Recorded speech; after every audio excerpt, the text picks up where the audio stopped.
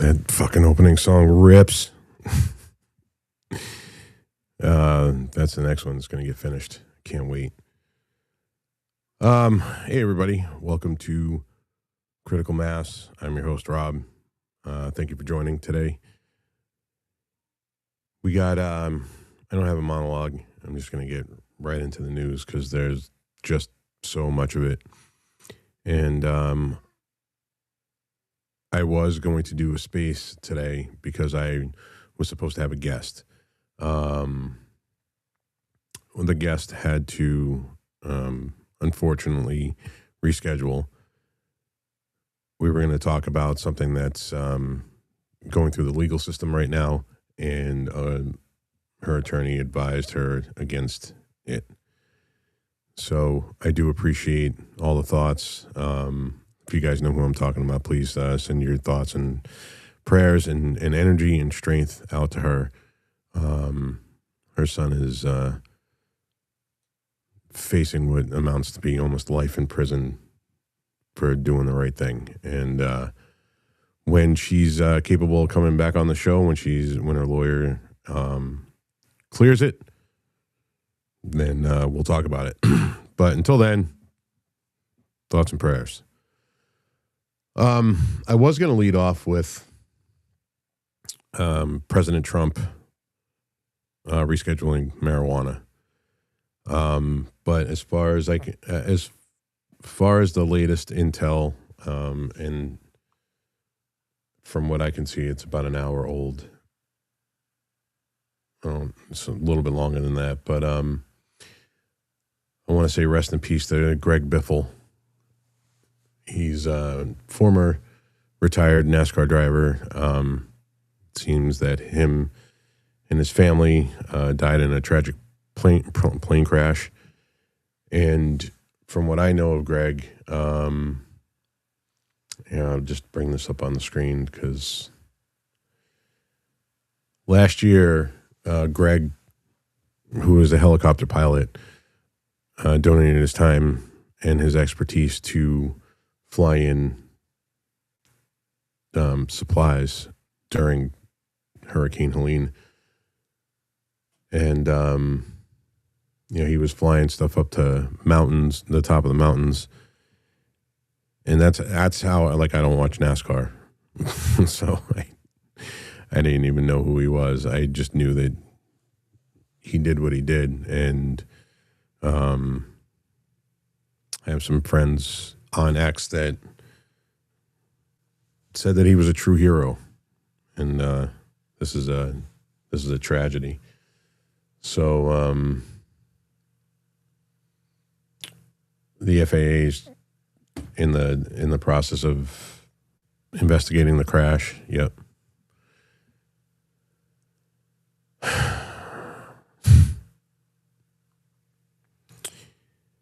Yeah.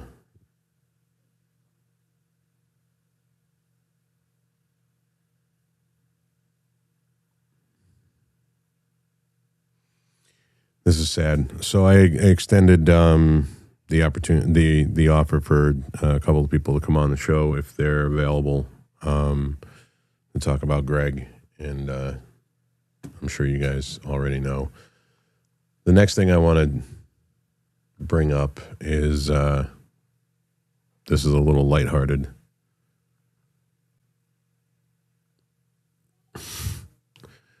We all need a laugh every now and then. And Horseface right here. AOC says she would stomp Vance in a 2028 presidential race. How come all I can think of is a donkey when I look at her face?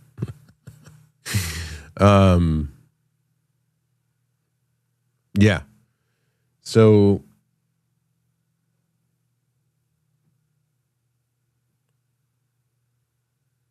she says that this poll says from Newswire says that AOC leads JD Vance in a 51-49 hypothetical 2028. This is the same outlet that had Hillary Clinton winning. She's like the famous Mr. Ed.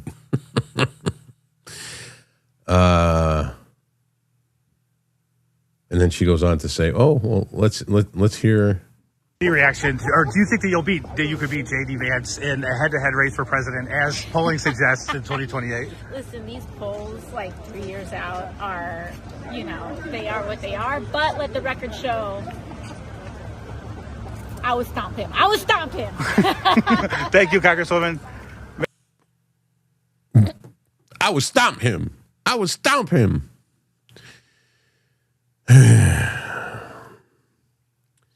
Honestly, I don't want to live to see a woman president. And if it's going to be a woman president, I'll let it be a conservative one. Because holy shit, can you imagine this country being run by that? Yeah, neither can I. The thought is pretty scary. She thinks that she's going to stomp JD Vance. I doubt it. Which leads me to this. I'm going to bring this up because why we're even talking about this right now is beyond me. I totally need to get... Reno just got a stream deck, not a Steam Deck, a stream deck. And I could program all this stuff and push buttons. So... Marco Rubio is preemptively conceding. If Vance runs, he'll concede the race if JD Vance announces. How much you want to bet the ticket's going to be JD Vance and Marco Rubio? Not completely and utterly sold on Marco Rubio. But, hey, stranger shit has happened. I think Trump is still trying to figure out a way. If he's not trolling, which he's infamous for doing and great at, he is a masterful troller. If he is really, truly trying to figure out a way to run again in 2028, I see this as being the ticket, JD and Rubio. I couldn't even imagine anybody else right now. The next thing I wanted to bring up,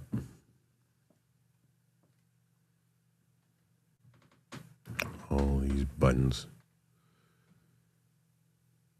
And this is probably, well, let's do this one first.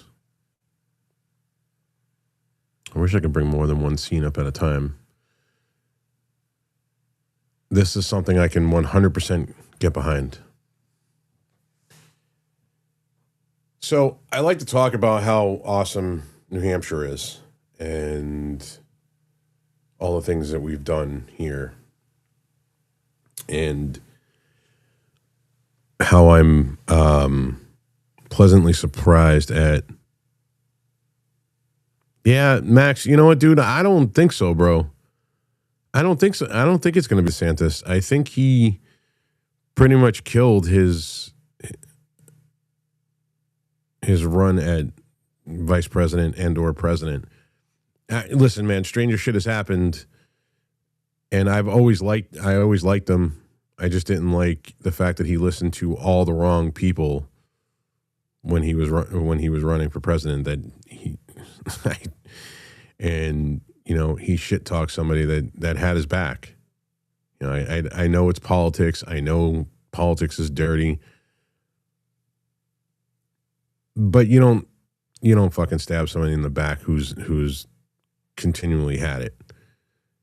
For no reason. It doesn't fucking matter what the fucking reason is. It doesn't matter what you could possibly gain from it.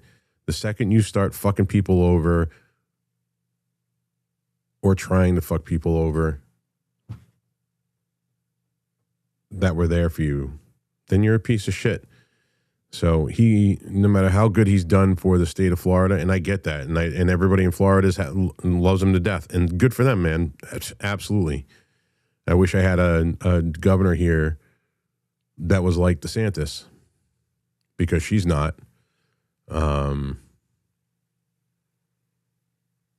She's done some great things, and I was pleasantly surprised at quite a bit of things. And we got a bill that's going up in front of the House right now where it's I think it's called the Campus Safety Act, where it's campus carry. So that meaning that students can carry, and that it would be against the law for state-run, like UNH, limits their students carrying firearms. So, and she said she's going to vote for it. If it comes in, she's going to sign it. But one thing she didn't do, and I completely misread this earlier in the year, maybe just because I didn't understand it, or maybe I didn't delve deep enough, is that we had a bill about transgenders in sports, so no men in women's sports. And it overwhelmingly passed in the House, overwhelmingly passed in the Senate. They even had some Democrats, and a gay one at that, support the bill. Now, it wasn't completely bipartisan because even the liberals up here are just as fucking insane when it comes to this identity politics bullshit. And it got to her desk and she vetoed it. Now, I didn't catch that at the time, and I'm just catching up to it now, where they're going, the vote went back and they're going to vote to override her veto. Turns out that she got a lot of pressure from surrounding states, Massachusetts being one of them, to not sign this bill. The political pressure from other states, like Sununu did during COVID. Massachusetts had him over a barrel when it came to the COVID lockdowns. Massachusetts exerts an awful lot of power and agency on the states around them. I mean, take a look at Rhode Island and you take a look at Connecticut. They are all following in suit with Massachusetts. Whatever Massachusetts does, it's not long before Rhode Island does it and before Connecticut does it. Vermont is just an absolute mess. The southern part of Vermont being, again, I say northern Massachusetts. But we have some liberal cities here, and they don't exert enough power in our legislature to change policy. Well, all of our representatives that are representing us, we put them there, and the majority are there because the people of the state of New Hampshire do not want men in women's sports. The majority of us look at transgenderism as a mental disorder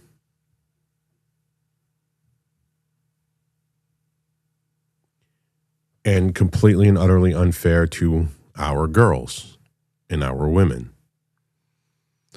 So our representatives enacted the will of the people, and she ignored it. She being Kelly Ayotte, our governor, which I was kind of surprised at. But with this, with what Bobby Kennedy is trying to do, Bobby Jr. is trying to do, if this goes through,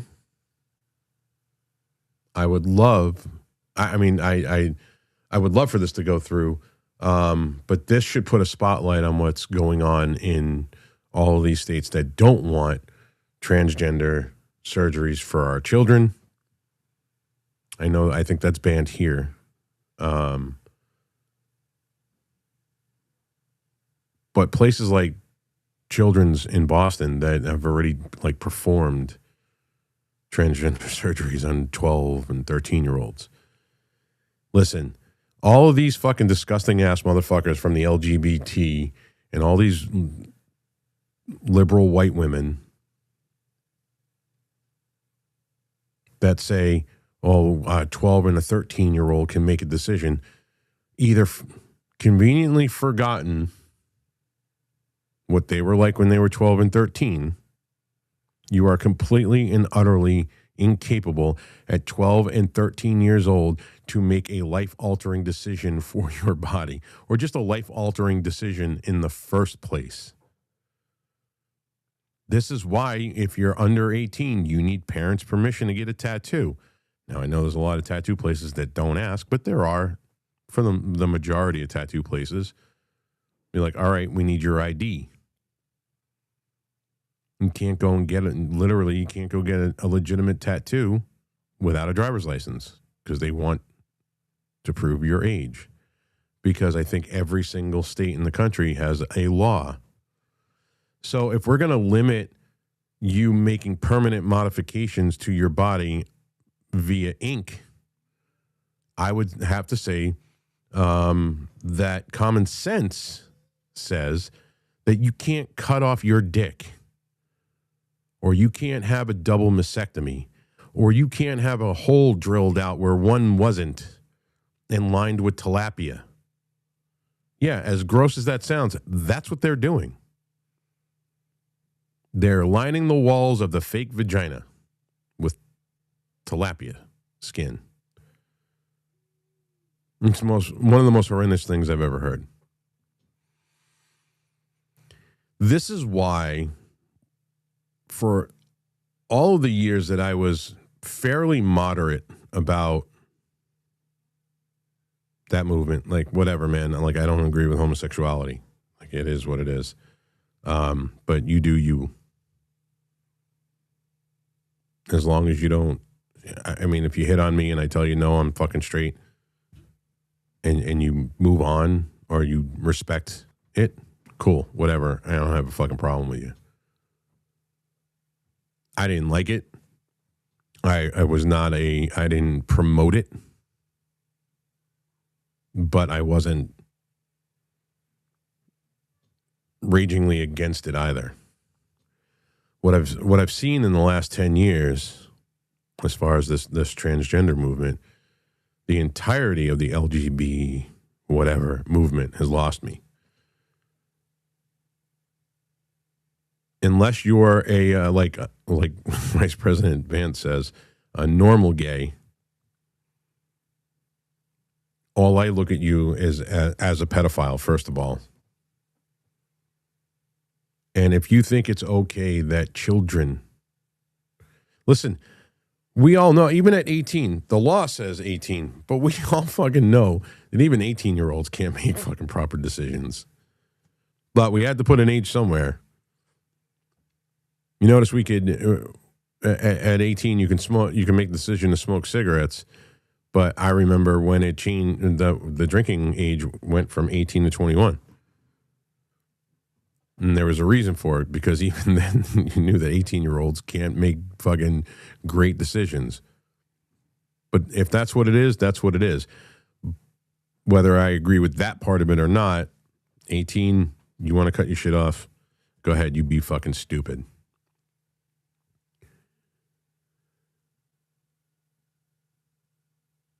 So, God, I have a 15-year-old son. All this kid cares about is, I don't know, shooting guns, playing football, video games for a couple hours on the weekend. He didn't grow up in an environment where this was shoved down his throat. And anytime anybody tried to push the message or the agenda to my kid, I fought him. I fought his schools. I fought family members. You will not talk about this shit in front of my kid. There will be no PDA, homosexual PDA, in front of my son, period. I don't want him to think that it's right, because it's not. And it's definitely not appropriate to do in front of a fucking 10-year-old or an 11-year-old. Teaching about anal sex and dental dams in health class under the guise of, sex ed. Bullshit. Teach them girls have a penis. I mean, boys have a penis, girls have a vagina. I gotta find that clip. And babies come from sperm meeting eggs. That's all the sex ed that you need. Parents have allowed schools to be, because they don't want to touch that subject with their kids. I've never been like that. I will talk to them about whatever the fuck they want. My oldest daughter, she's a trip. She would come home and say things to me, and I would just go, all right, I have to be cool, Dad, because right now she'll talk to me about anything, and I don't ever want to make it so that she's feels uncomfortable talking to me. So I guess I got to suck it up. And one day she came home and she was like, Dad, what's a handy? And I went, where the fuck did you hear that? She goes, I just heard some girl on the bus was giving a guy a handy. And I was like, T, what do you think, kid? She goes, yeah, I pretty much thought the same thing. And I died a little inside. But that was still kind of it. Like when she was going to school and she was in high school, and there were gay kids in the school, but it wasn't so in your face. And while I will say that I voted for a lot of things that haven't come to fruition yet, there are a lot of things that I am disappointed with. I'm not completely and utterly disappointed with everything. I don't think what's going on is an abject failure. Because of how personally I hold the Second Amendment, I think this whole NFA thing is bullshit. I think he is still not the most pro-2A administration in our history. If the NFA is down to zero, as far as the tax goes, that was the only way they were able to get the NFA, because it would otherwise, if it wasn't a tax scheme, they wouldn't be allowed to do what they did. So it was backdoor gun control under the guise of a taxation. No. We're not taking people's guns away. We're going to tax these certain items. And $200 in 1935 was like, I don't know, $4,900 today. Let's just say $5,000 today in today's money. So imagine if when the Democrats get back in and they want to go after the NFA now and do this whole tax scheme thing again, they're capable of saying, we need to adjust for inflation. So now it's $5,000. So every $1,000 suppressor is going to cost you $5,000. So while I am not thrilled with a lot of things, they could very easily get rid of the NFA. It would be something exceedingly simple. I'm disappointed on that. There's a lot of things in the big, beautiful bill I'm disappointed with. There are a lot of things that I could say, well, yeah, he's done this, but really, ultimately, at the end of the day, what does it do? Is it performative in theater, or is it going to lead to real change? Yet to be determined. But there are things he's done that I've said, you know what? I voted for this. I am totally 100% in favor of blowing up drug boats. I've had my life affected by fentanyl. Not me personally, like me using. But I watched somebody that I loved deeply destroy themselves on fentanyl for 10 years. So I have a stake in the game when it comes to that. So yeah, blow up all the fucking drug boats you want.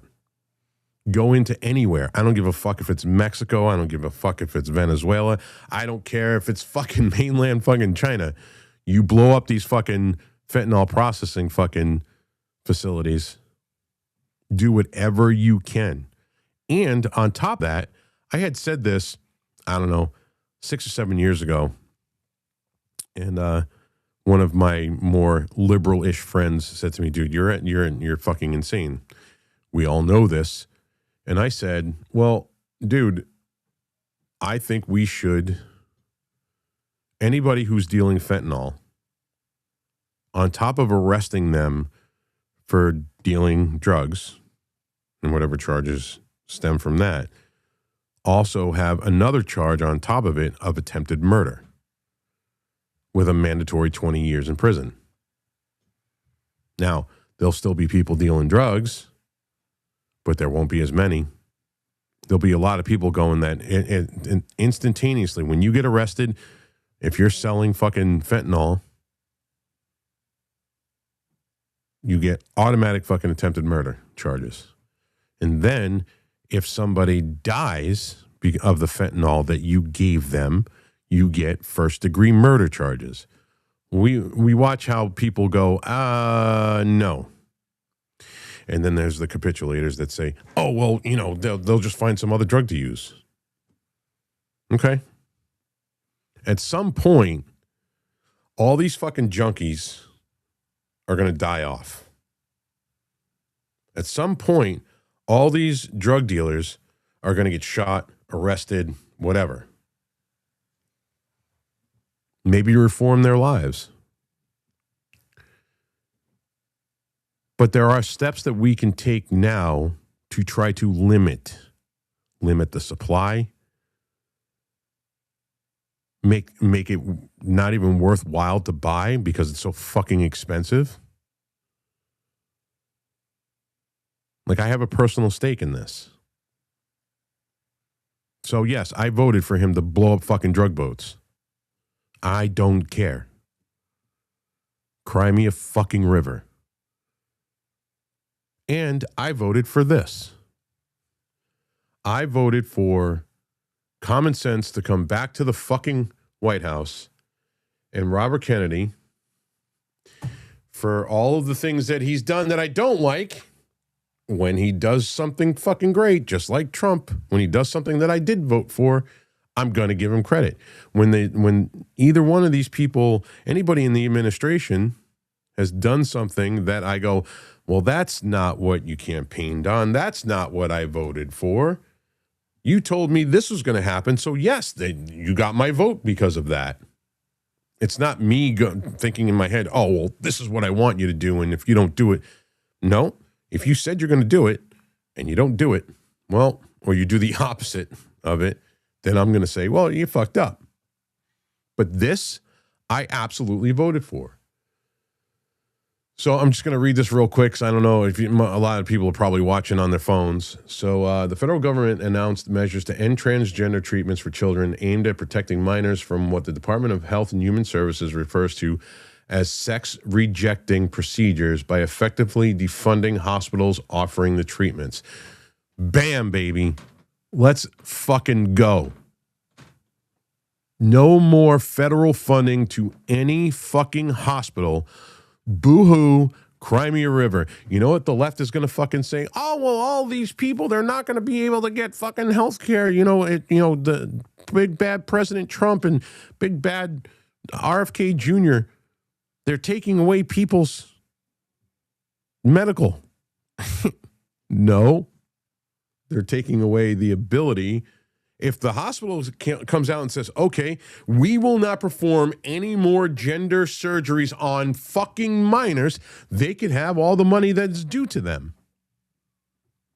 This is the only way that anybody really, truly, other than getting fucking punched in the face, really that we can affect any change whatsoever is by hitting them in their fucking wallet, because that's all that it seems to matter to people is their wallet.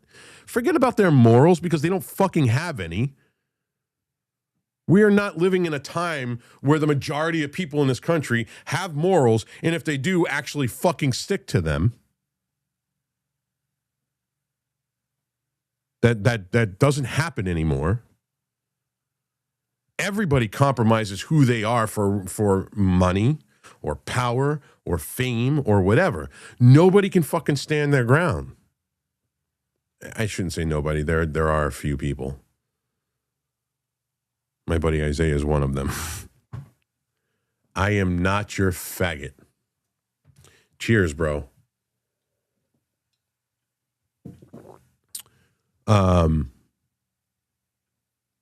So these hospitals they say that it's under the guise of healthcare. They say it's under the guise of doing what's right in the Hippocratic Oath and, helping people. No, if you really truly wanted to help transgender children, you send them to fucking therapy. Or better yet, take their fucking phones away from them. Get them off the fucking internet. No more motherfucking TikTok, Instagram, Snapchat, Facebook, where this message is pushed. Fair enough, but you know what? Parents aren't going to do that. Parents aren't strong enough nowadays to take their phones away from their kids. Because most of all of what they consume between school and social media.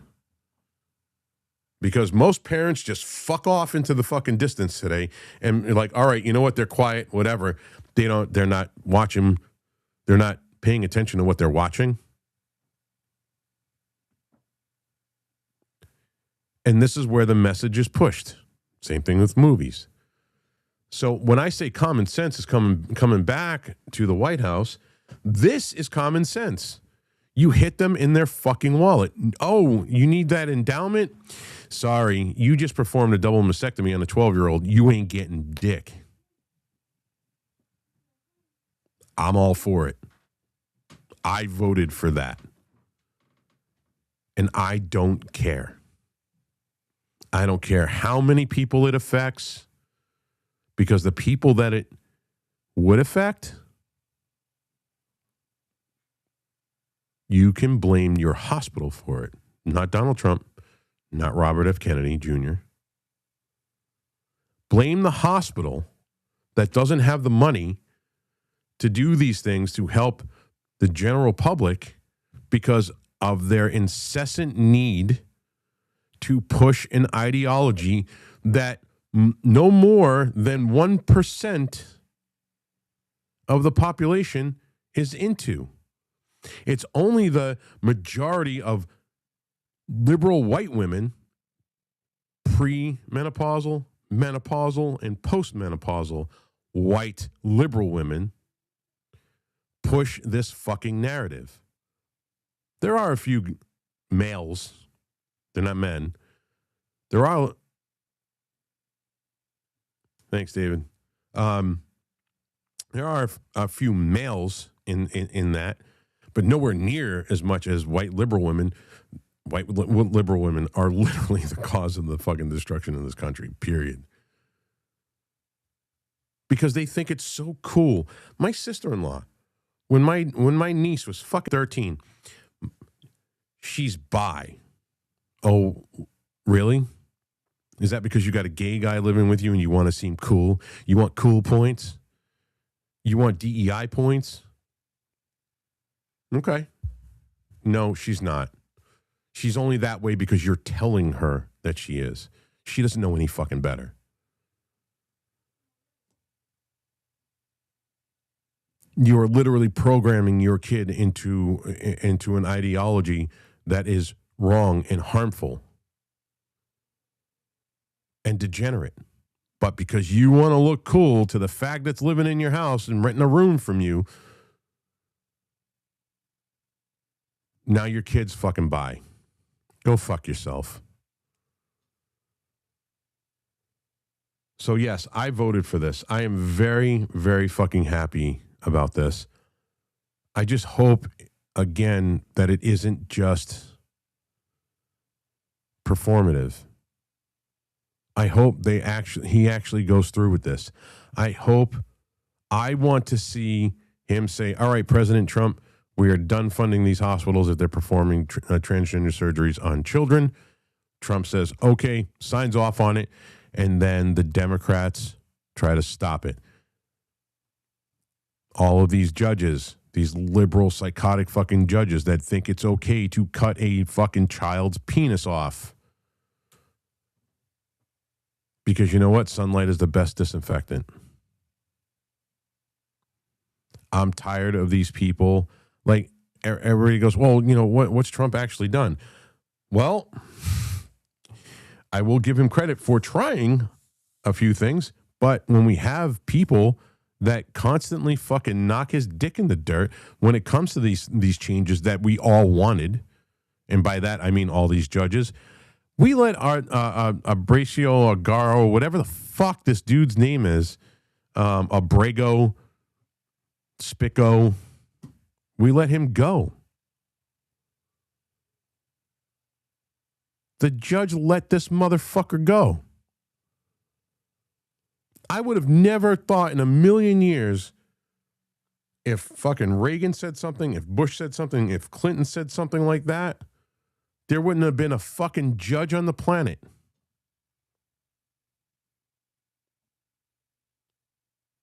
The president's, for me anyway, primary job is to keep the citizens of this country safe.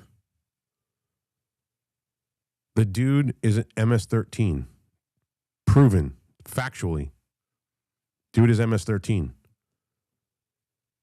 This judge showed that an MS-13 illegal immigrant is more important than the safety of the people of his state and the people of the United States of America. And we are doing nothing about it. We're biding our time. What, until 2026? If we lose the House, we're fucked. Then nothing. So we have between now and next November to put the pedal to the metal to get this shit done. Get rid of the NFA. Defund all these fucking hospitals. No more federal funding. Oh, we'll find the money somewhere. No, you won't. You think you can, but you can't, and you won't. So I voted for this. I'm happy to read this. The left is losing their fucking collective minds about it. And I'm okay with that too. Fuck them. I don't give a shit. So the next thing that I want to talk about, and I wish I had done a space with this. That way I can just do the back and forth. And this is a big one. Let's see. Let's bring this up. This is a big one. And I know it's all over, and all the memes are there, and everybody's going fucking nuts.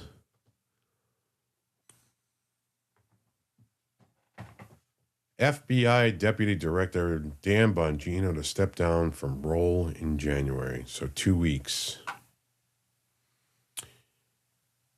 I will be leaving my position in the FBI in January. I want to thank President Trump, AG Bondi, and Director Patel for the opportunity to serve with purpose. Most importantly, I want to thank you, my fellow Americans, for the privilege to serve you.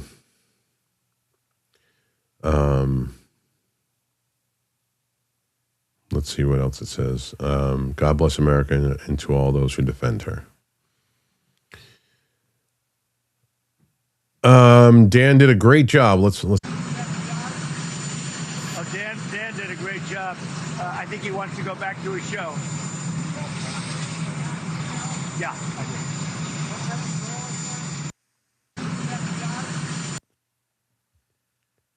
You think he wants to go back to his show? Look, I've always liked Dan Bongino. I followed him for years. I watched this podcast. I like the things that he said on there. I really thought more than Kash Patel, him being in that position, he would have been able to shake things up. He would have been able to do the things, enact the will of the people, enact all the things he talked about on his show. But I am going to try to play devil's advocate here. And I think this is the feeling of a lot of people, most people. I think when Dan realized that the rot is so deep and he's one man against an entire army. Now, I don't know what I would do. I'm not in that position. I would probably never be in that position. But I know who I am as a person. And I don't ever give up without a fight. I would go down fighting just because I'm stubborn and an asshole. You know, I really wanted more than the Epstein thing, because I know people are bringing that up because that's just nonstop. And trust me, I'm all over that too. I want to see these people brought to justice. I don't care if it fucking tears the fucking country down. Don't give a shit, because I don't want these people serving. I don't want these people in power. It's more dangerous to have them in power than it is to, watch the country burn and rebuild it. I'd rather have that. But that's me. Again, that's me. More than the Epstein thing, I really wanted him to bring the people who perpetrated January 6th to justice. And I'm not talking about the 1,600 American citizens that were illegally put in prison for exercising their First Amendment. I'm tired of the narrative that fucking cop got killed. He didn't. Shut the fuck up. Only Ashley Babbitt got killed on January 6th. I'm tired of this fucking, oh, boo-hoo, this poor cop. Fuck you. I don't give a shit. He died of a heart attack at home. I wanted him to get to the root of the fucking pipe bomber. I wanted him to go after everybody in the FBI that was complicit in what happened on January 6th. All right, before I go down that, I'll finish reading this. On his podcast and other media appearances, Bongino had promoted the idea that the pipe bombs placed near the Democrat and Republican National Committee buildings the night before January 6th Capitol protests might have been part of a cover-up or an inside job, and that the FBI knew more than it was revealing. However, after being appointed FBI director, Bongino publicly distanced himself from those earlier conspiracy theories. When pressed about his past remarks after a suspect's arrest in the pipe bomb case, he described his earlier commentary as opinions from his time as a media personality, and said that in his current role, he bases investigations on facts. After notorious pedophile sex trafficker Jeffrey Epstein, Bongino had also suggested that the official narrative of Epstein's death be ruled as suicide was unlikely due to several abnormalities, such as the guards being asleep, the camera's malfunction, and the lack of cell checks. However, he later backtracked and affirmed that Epstein did, in fact, commit suicide after reviewing the case file. Now, Bongino was a cop. He was Secret Service. It's not like if it was me saying these things. I don't have any training when it comes to being law enforcement. I don't know what goes on in the bowels of hell, which is DC. He does. He knows all the people from the FBI, Secret Service and the FBI work together. He's got the time invested in this. He's got the knowledge. He's got the experience. So when he said these things on his podcast, that's what I was hearing. I wasn't hearing some media personality clown talking about things to engage, the engagement farming. I looked at it as somebody with volumes of experience in this, especially compared to somebody like me.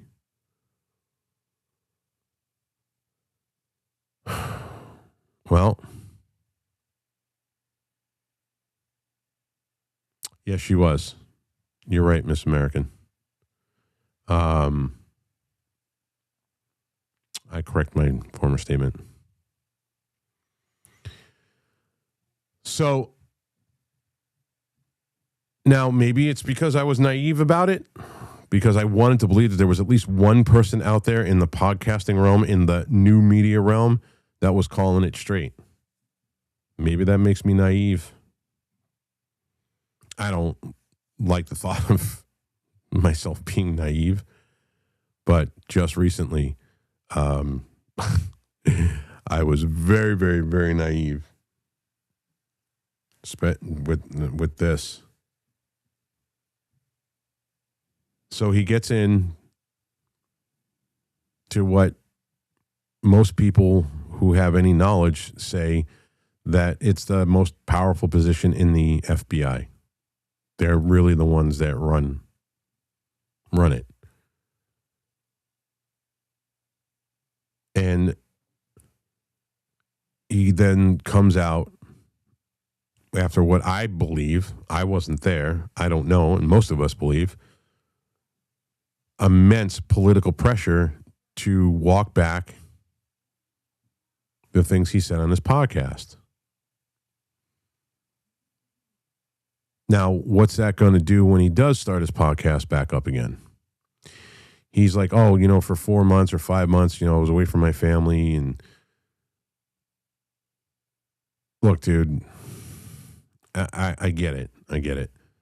When I'm away from my kids, I miss them terribly. But you had a chance, more so than most people, coming from this world, the podcasting or new media world, you had an opportunity to do things unlike any other person in that position has ever been able to do.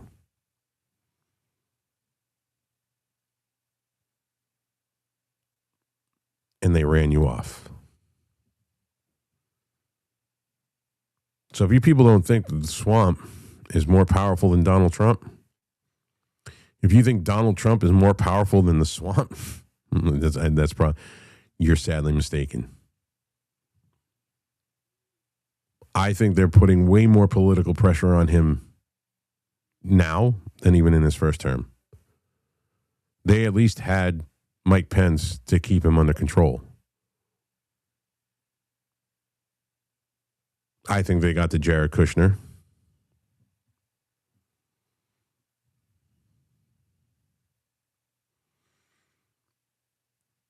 Because he's definitely a different president this time.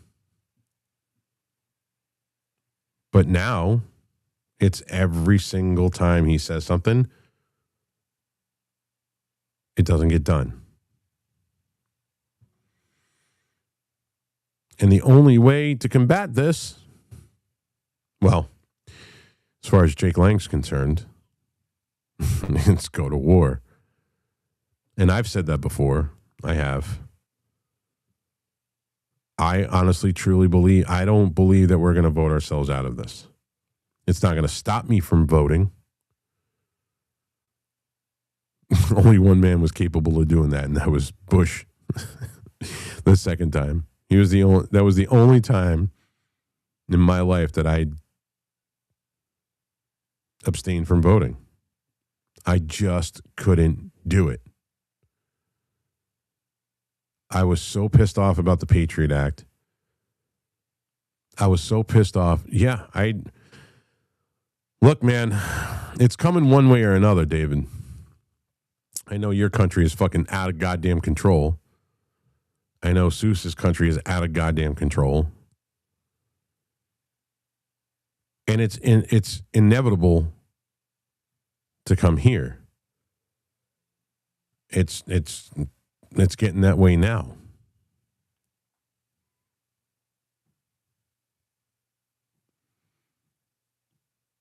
The only difference between us and the rest of the world is that we still have our Second Amendment.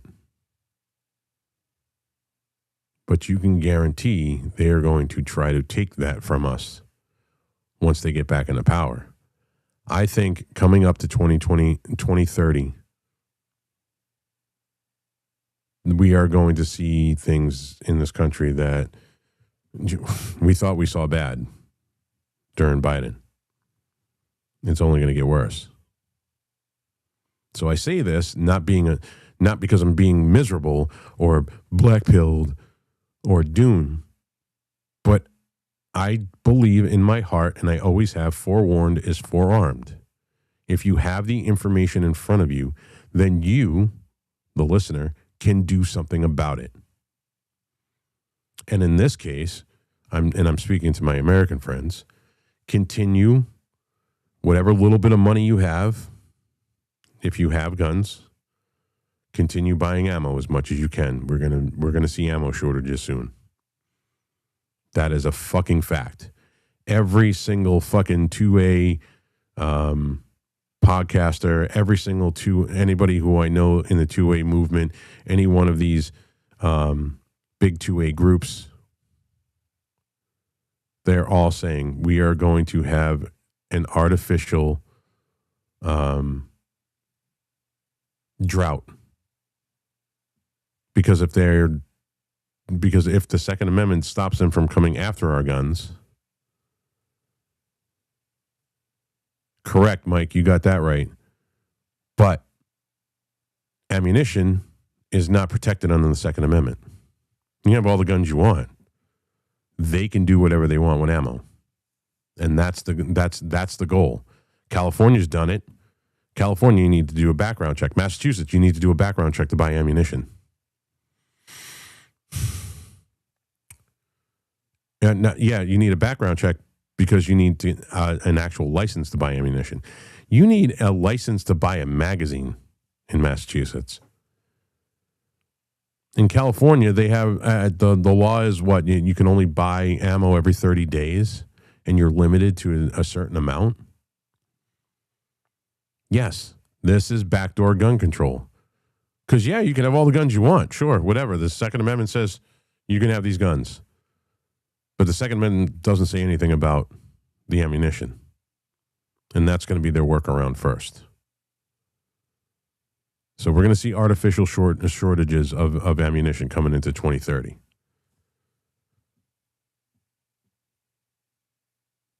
They're going to come for us in one way or another. You also got the people that go, well, what can you do about drones? Because they're just going to drone your house. Okay. We'll figure that out when we come to it. Like, let's start planning now. There's plenty of ammunition out there that's like anti-drone ammunition. The hell's the name of it? Shit, it's shotgun shells. Christ, I'll think of it. But there's plenty of things that we can do. But you got to be willing to fucking plan for it. So what I say to people is start preparing. I want a better country. I want a better country. I don't want to live in a war-torn country. I do not want a civil war. The Faraday cages in our attics, yeah. For all of you military members that were in the early mid to mid 90s to the early 2000s, digiflage your house because the satellites can't see it. God, that was such an ugly fucking camo. Oof. Not a fan. I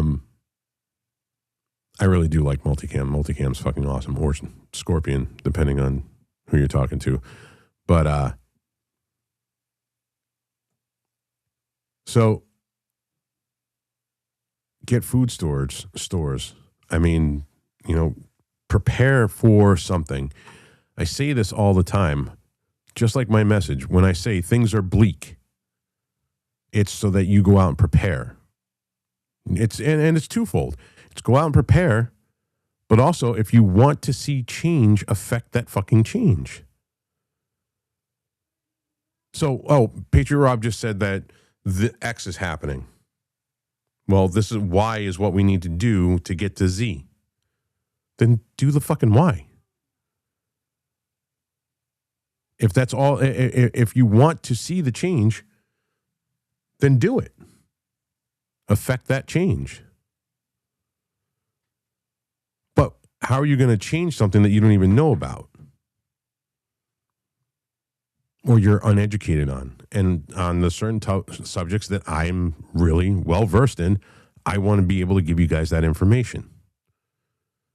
So yes, what I said was fucking bleak as hell.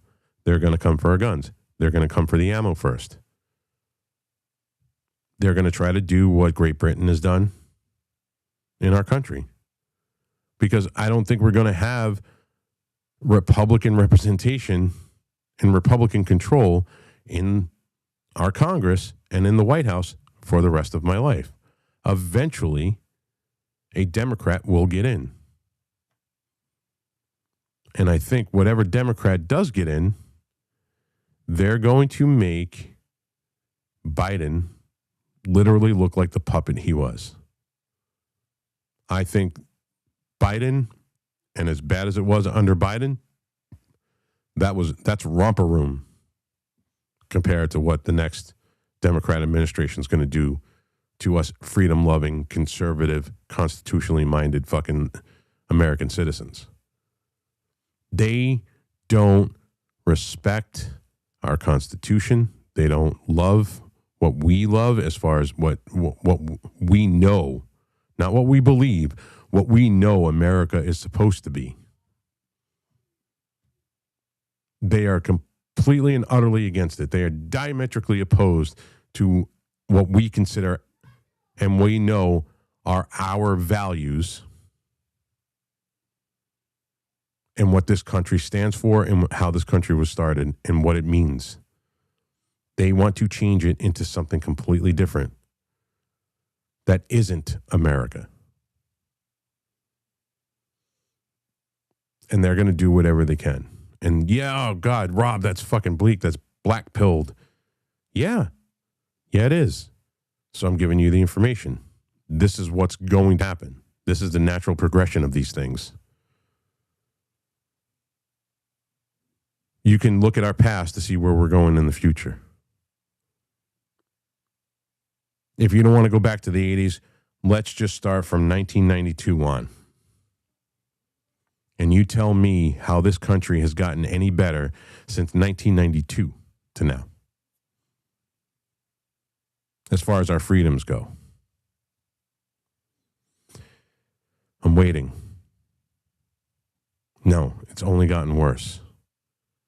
And for all of the criticism that I will send Donald Trump, because I've criticized every single president since I started voting, I do believe, and I have seen, that he does want to enact these things. I'm not completely over it as far as Trump goes. I'm not in the camp where, well, he didn't do this, go fuck him. And I'm also not in the camp that everything he does is, he shits fucking gold Twinkies. Oh, or in the words of Gunnery Sergeant Hartman, you will be shitting me Tiffany cufflinks. So yeah, I don't think he shits Tiffany cufflinks. Yeah. He did that whole thing in one take. I know, squirrel. Arlie Ermy was the man. So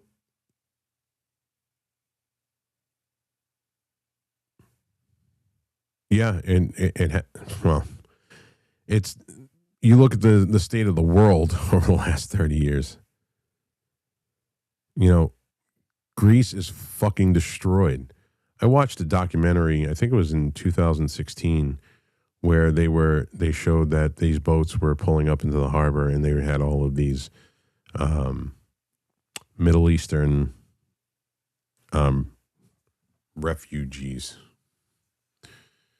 And the second they got there, they didn't like the food. So they started rioting. We don't want to eat this shit. It's free. Eat it, motherfucker. You are in somebody else's country. You're in somebody else's fucking home. That'd be like me walking into somebody's house and complaining because they gave me chicken when I wanted steak. And then throwing a fit because I didn't get steak instead of chicken. It's like, why are we putting up? Because we have to seem, I don't know, inclusive. The world needs to look at us and say, oh, look at how great Greece is doing. Look at what they're doing for these poor refugees. No, look at how bad these refugees have destroyed their country. They have procreated like rabbits. And Greece is dead. I remember, I think it was 17, their economy crashed. Their GDP ain't worth a shit. And it's because of what they did. Italy started doing the same thing. And then they realized it, but they realized it too late. France doesn't care. France is gone. Ireland. I would have thought a place like Ireland, Scotland, the Netherlands, where they have had a history of strong men fighting for the liberty and the freedom in their country. You may not like the IRA's tactics, but I understand what they did and why they did it. You may not, I know Braveheart was fictional, but there is some truth in that story, why Scotland did what they did when it came to the Brits. The Netherlands, you would think, oh, yes, Ireland is standing up, but they might be outnumbered. And when they started taking everybody's guns away in England, what are they going to be able to do? I have hope for Ireland. You know, as much of a joke as it seems, I think what's his name would be a great president, Conor McGregor. I know he's a clown, but he loves his country. Ireland electing Conor McGregor as their president is kind of like us. Yeah. Kind of like us electing Donald Trump. That's the analogy that I see. And I would love to see Conor McGregor. I think he would deport 90% of those people within the first fucking month. He'd be like, all right, get the fuck out of Ireland. Ireland for the Irish. That said, it is okay to be a nationalist. It is okay to care about your country and only your country. And the solvency and the sanctity of your country. It is absolutely okay to care about your country first. It is okay to want what's best for America and American citizens and fuck everybody else. It is okay to be a nationalist. There are plenty of black nationalists. There's plenty of white nationalists. There's plenty of Italian and Jewish and Catholic and Asian. Most Asians I know that I've met are based as fuck. They don't like the tranny bullshit. They don't like the gay bullshit. They don't like Islam.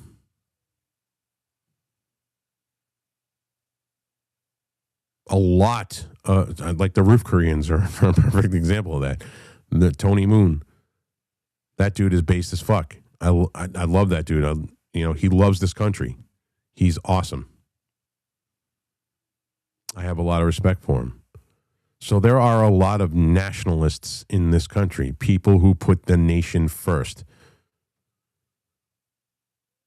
Again, same thing with chauvinists. The left and liberal women have put all of these nasty connotations to these words because they've twisted it for their own narrative. Chauvinist just means you're proud. I am a male chauvinist. I'm proud of being a man. And in fact, I'm thankful for it. I wouldn't want to be a woman. No way in hell. I'm also a Western chauvinist. I am proud of Western civilization and Western culture. And I am a nationalist. I believe in the sovereignty of America over all. If you are an American citizen, you are the priority, not the illegals that come into this country, not the non-citizens. All you HB1 visas, get the fuck out. All of you illegal Somalis, get the fuck out. All you illegal Mexicans and South Americans, get the fuck out. Pack your shit. Take your goat. Get on a boat. And if you drown at sea, I don't care. I know that's heartless, but I am tired of seeing the destruction of this country. I am tired of being gaslit for saying that I am America only. I am tired of seeing the one person in my lifetime who espoused these values get cockblocked at every single fucking turn. And yes, I'm talking about Trump. Yeah, of course, there's things that he's done that I don't like. I don't trust AI. I never will. That is the sci-fi nerd in me coming out and pushing back against it. But we need AI, Rob, so we can compete with the rest of the fucking... No, we don't. Just stop with the bullshit. That sounds like capitulation to me. So, yeah, I mean, he's got his priorities. But every time he tries to enact something that he ran on and do for the will of the people, like he said he would, we have a concerted effort by a multitude of people in supposed power, because that's what they believe. They believe that they have power. We ceded our power to them. We gave it willingly to them, but we haven't taken it back yet. Tina Peters is a perfect example. There's no way this woman should be in fucking prison right now.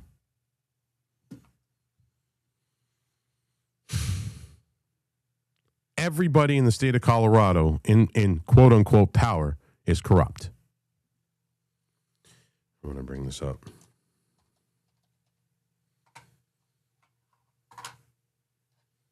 Yeah, I think I need a stream deck.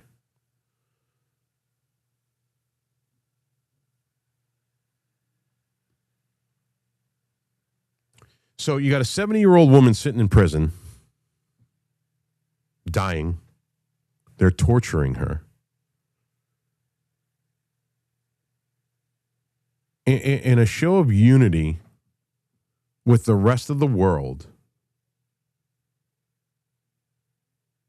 their governor, Jared Polis, should grant her a pardon to get her out of prison. But no, they want her to do the whole 9-year fucking sentence. She's 70 years old.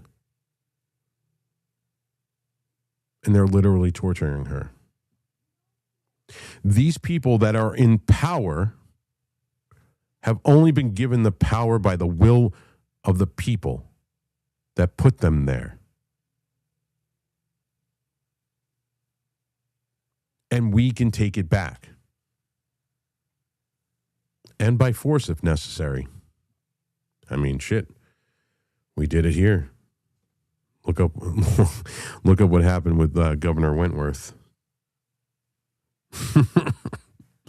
Rolled a cannon right up to his front door. Said, send that red coat out or we're going to fuck you up. We've lost that spirit in this country.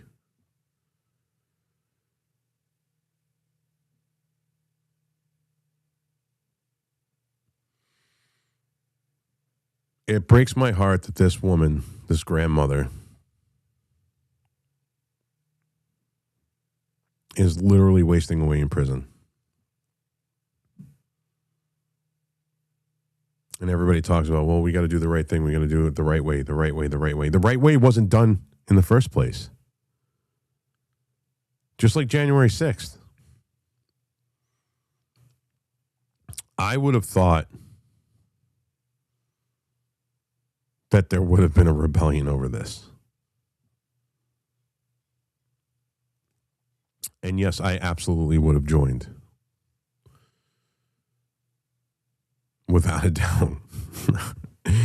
If I heard of an actual fucking movement that was going to do some shit.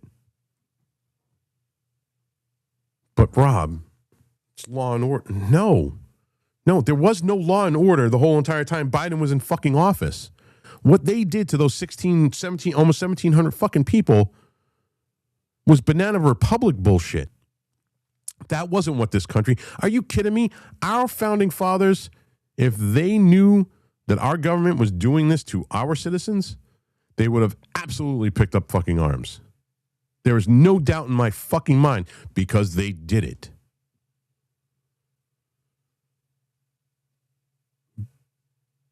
But we're a cucked out society now.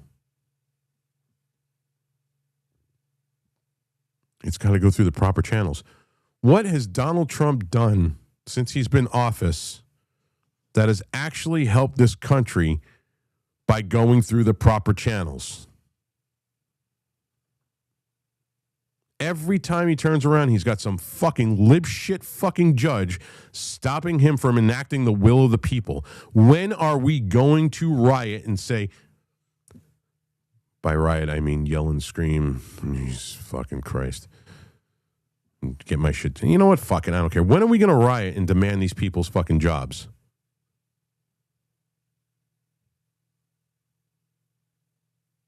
When are we going to fucking pelt these people with fucking rotten fucking vegetables like we used to?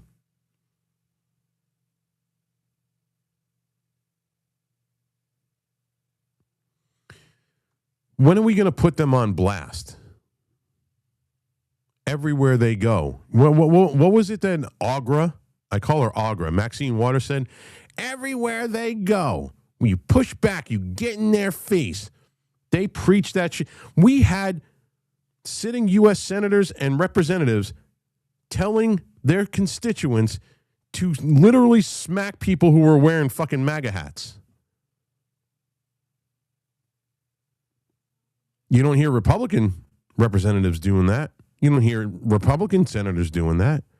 But the second somebody like me says to do the same thing that they're doing to us, no.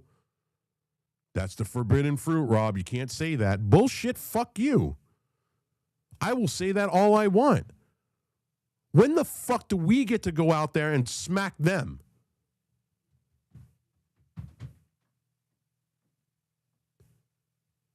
I'm fucking tired of this bullshit. I want to win one time in my life. I want to see a win for this country. Not for me, for the country. Because I don't care about me. I don't give two shits. I know this sounds probably liberal to say this because I'm going to quote Star Trek. The good of the many outweigh the needs of the few or the one.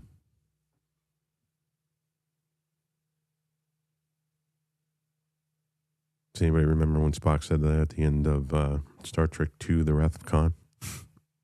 When he was dying.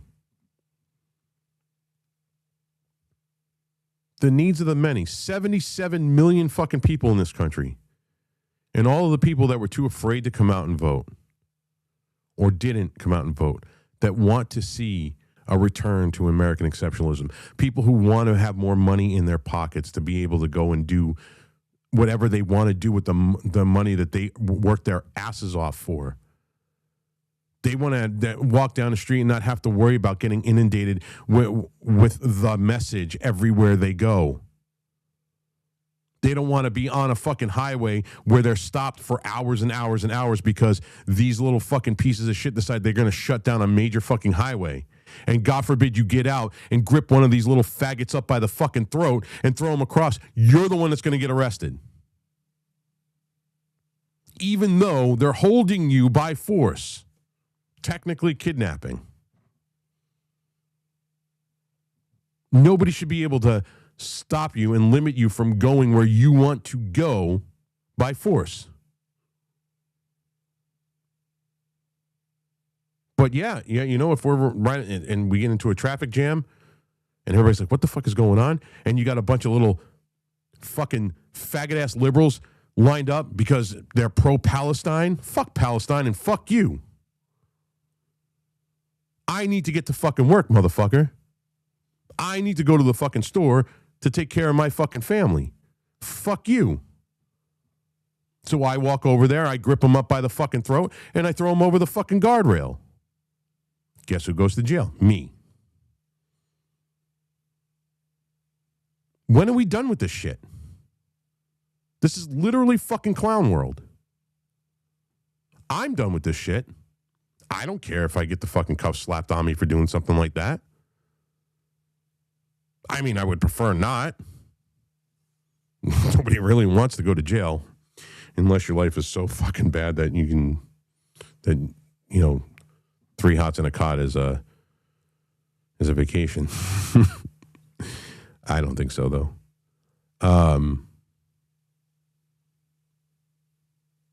You know, when are we done with this shit? You guys aren't feeling enough fucking pain.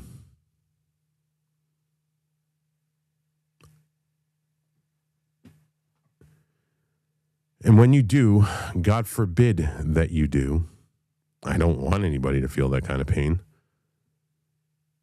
And when you do, you are going to be completely and utterly unprepared for what's coming your way. I am America only. I am a nationalist. I love America. I love her flag. I love her lands. I love her people.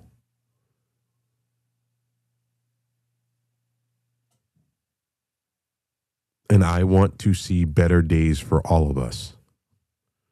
But the way it looks right now, it's bleak. And we need to do something about it.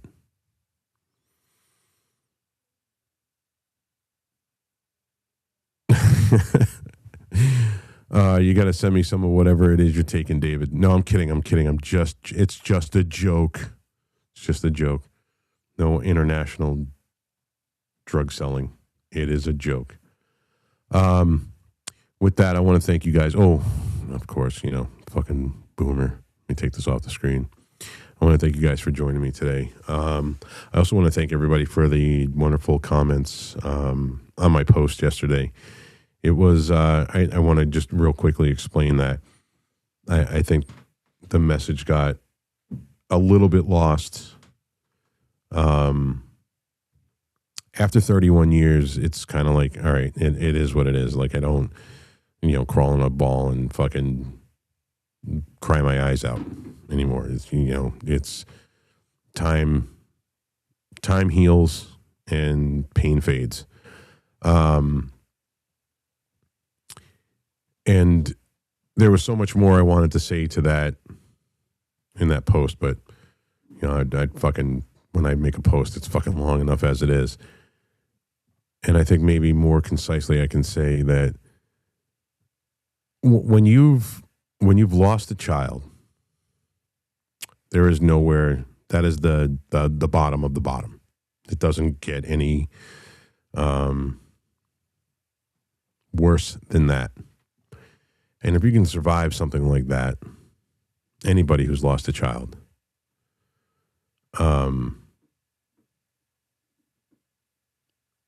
it hardens you to things that most people would be like, hey, oh, this fucking bothers me.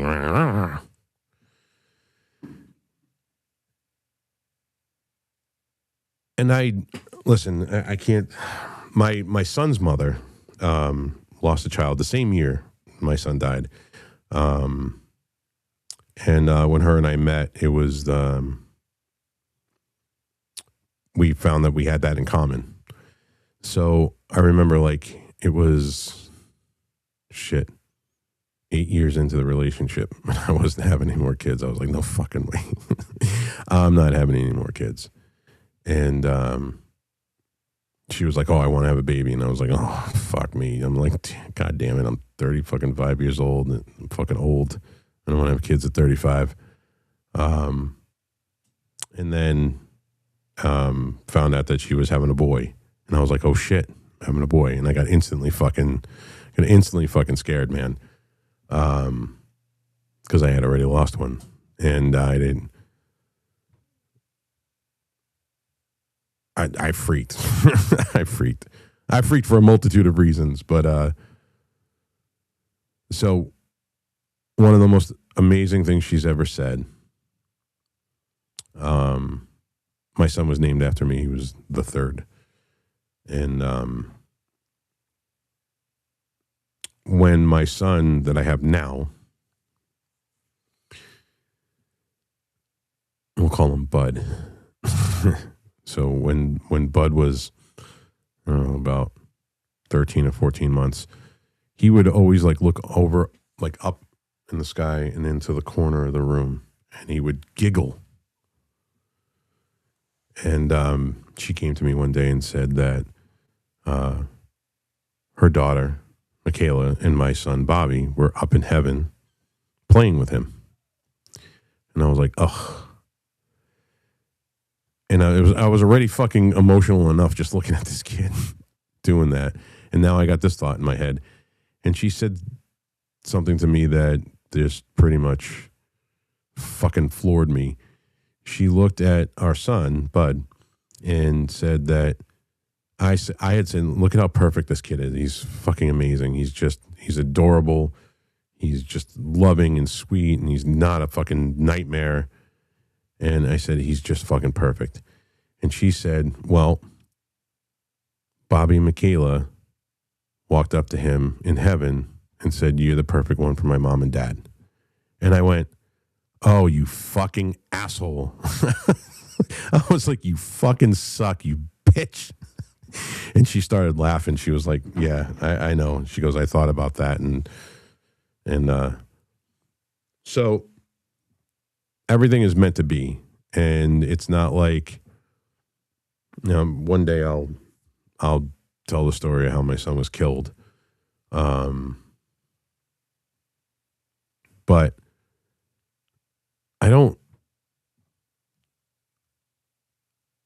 I take stock in because of that, I take stock in real relationships.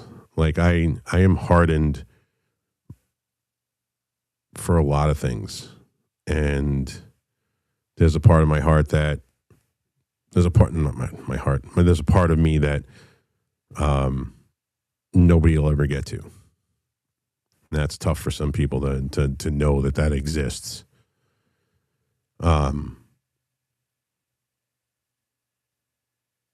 But I spend my time when I'm not doing this, with my son, going to football games and wrestling matches. And I am a very typical or atypical, depending on how you look at it, atypical football dad, sports dad.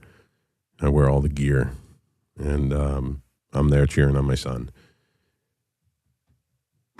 And I don't give a shit about what goes on the internet. I don't care what goes on fucking Facebook, and I definitely sure as shit don't care what goes on X. And because I feel like being involved in the real world, like so many people just get lost in this artificial realm. And I think about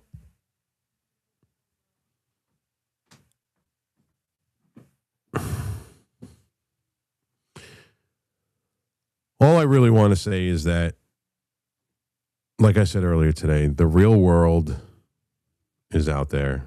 It's crying for you to come back. It really wants you to come back. And it's like, come and visit me, at least. You know, I have things that I do out in the real world that take my time away from, you know, the internet, which is great. I don't have a boring life where I just sit around all day, you know, on the internet. Some days I sit around playing video games. That is a joke and not a joke at the same time. But I especially in the summer, and I live an active life. I get on my bike. I'm riding my bike everywhere. I would rather spend an entire 8 hours on my motorcycle, just chilling and never pick up my phone, never answer a text, never answer my phone. I was brought up in a time where if somebody called you and they didn't answer, it means they weren't home. And you had no clue that somebody called you. That's how far back I go. What's up, range-minded? I go as far back before there were fucking answer machines. Yeah, I know, I'm fucking old.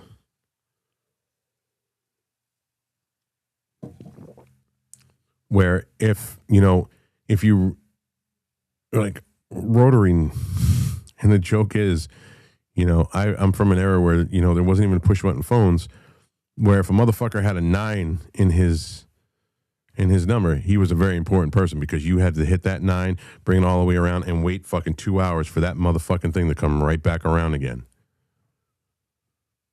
We were out. We were riding our bikes. We were making fucking jumps. Dinosaur. We were making jumps out of fucking plywood and fucking rocks that we found in the woods. Cracking our fucking skulls open. Getting on our bikes and riding down to the local fucking bowling alley and playing fucking video games. And we were like this next to one another when we were playing fucking fighting games.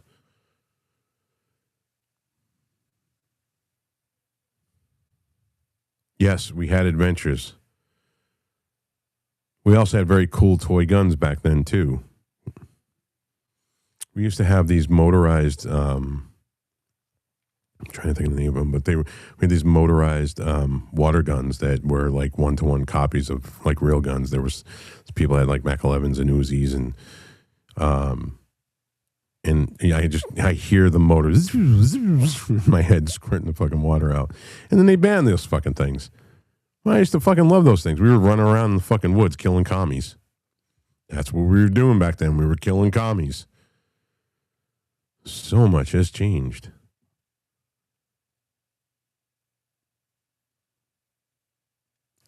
So anyway, what I'd like to say at the end of my show is, if you have loved ones, reach out to them. Tell them you love them.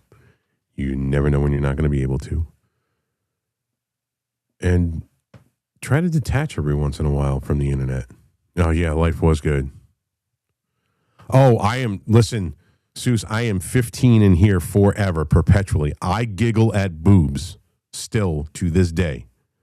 I absolutely do. Boobs.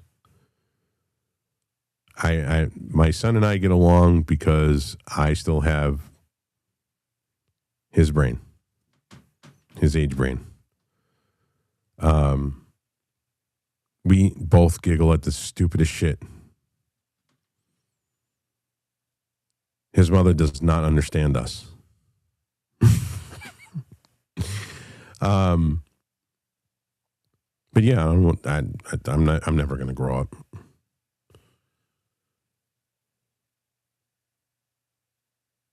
I'm tired of the drama. I'm tired of the bullshit that I see, and then people just get wrapped up into it, and it just snowballs and snowballs and snowballs. And usually, people who are like really good people, who I have a lot of respect for, just get caught up in this fucking tornado or this fucking hurricane of fucking insanity. Yeah, we did the same thing, David. And it just wears away at your soul, whether you think it does or not. I got to tell you, the almost month that I spent off of X, not even opening up X, with like 1,000 fucking notifications that I never got in all of the DMs, I felt so much at peace just doing my show. Hey, Rob, did you hear what's going on? Nope. Don't care. Don't give a shit. It was fucking cathartic. Because I started catching myself going down that fucking path. Like every 5 minutes, like, oh, look, I got fucking 6 more followers. Yay. Wait a minute. Wasn't I the guy that says it doesn't care about fucking followers? And then I started caring. Because it was being drilled in my head that that's what matters. And it fucking doesn't. Yes, I want this to be successful. Yes, I know that there's things I got to do to advertise and promote. But it's going to be doing it my way. On my time schedule. I am not going to sacrifice what I have in the real world for something that I can't even touch. There's no amount of money on this planet, there's no amount of clout or fame or that's going to make me miss out on the things that I have right in front of me that I can touch every day.